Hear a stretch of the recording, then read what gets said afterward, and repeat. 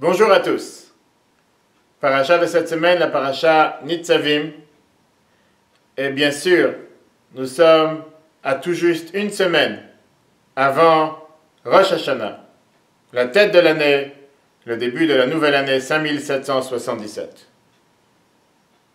La paracha, c'est, si on peut dire, le testament. Les derniers mots que Moïse parle au peuple juif, juste avant de quitter ce monde, le 7 Adar. Et Moshe fait quelque chose qu'il n'a pas fait durant toute la Torah. Et une fois qu'on a énuméré tout au long des derniers 5 livres, les différentes lois, les différents épisodes, les différentes histoires, le parcours du peuple juif, jusqu'à finalement, depuis plusieurs semaines, Moshe rappelle au peuple juif qu'est-ce qui s'est passé jusqu'à présent et comment faire attention une fois qu'ils vont entrer en Israël. Pour la première fois, Moshe donne au peuple juif le secret de la mitzvah de Teshuvah, qui veut dire la possibilité de réparer, la possibilité de revenir vers Dieu, la possibilité que si jamais on a pu faire une erreur, on a toujours le moyen de réparer. Et bien sûr, le merveilleux rapport avec le mois de Elul dans lequel nous nous trouvons et la fête de Rosh Hashanah la semaine prochaine. Alors analysons ensemble aujourd'hui, quelle est cette logique? Comment est-ce possible que quelqu'un qui a fait une erreur, qui a fauté, qui est venu une fois à la synagogue et qui a parlé une mauvaise langue sur quelqu'un d'autre, quelqu'un qui a mangé un plat qui n'était pas kasher, quelqu'un qui n'a pas fait Shabbat comme il aurait dû faire, comment est-ce possible que tout d'un coup, Dieu donne la possibilité à la personne de pouvoir faire Teshuvah, réparer, corriger l'erreur, jusqu'à même la transformer en quelque chose de positif? Et d'ailleurs, c'est bien là une question qui a été posée dans le livre des Ikrim, le livre des bases essentielles de la croyance en Dieu, écrit par le Rabbi Yosef Albo, XIIIe siècle, un des plus grands maîtres d'Espagne à l'époque, grand philosophe juif, qui s'est posé la question, quelqu'un qui a volé, tout d'un coup on peut lui pardonner parce qu'il a volé, est-ce qu'il y a cette réhabilitation dans le judaïsme? On peut vraiment effacer le passé, on peut effacer nos erreurs? C'est pas juste. Vient Maïmonide, Rambam, qui donne ici une raison basique, en disant que Dieu savait pertinemment que sur notre parcours sur terre, nous allons être amenés à fauter, à faire des erreurs, puisque nous ne sommes pas parfaits. Et avec tout ce qui se passe dans l'environnement dans lequel nous vivons, nous pouvons faire des erreurs. Et d'ailleurs, la Gemara le cite que chacun de nous transgresse plusieurs erreurs par jour, involontairement. Et donc, par la force des choses, Dieu savait clairement que si jamais il n'aurait pas donné cette possibilité de pouvoir réparer, faire Teshuvah, il n'y aurait pas eu personne sur terre. Puisque si à chaque erreur qu'on fait, on aurait commis l'irréparable, il n'y a plus d'espoir. Ça, c'est la raison basique que Maïmonide nous donne. Mais regardons ici un merveilleux enseignement que le Rabbi nous a enseigné dans une lettre en 1951 sur les fondements même de qu'est-ce que ça veut dire la Teshuvah.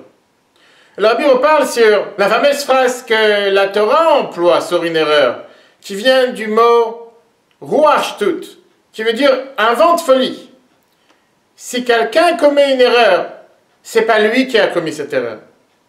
C'est un vent de folie qui lui est passé à travers son esprit, à travers sa tête, qui a fait qu'il a pu faire ce qu'il n'aurait pas dû faire.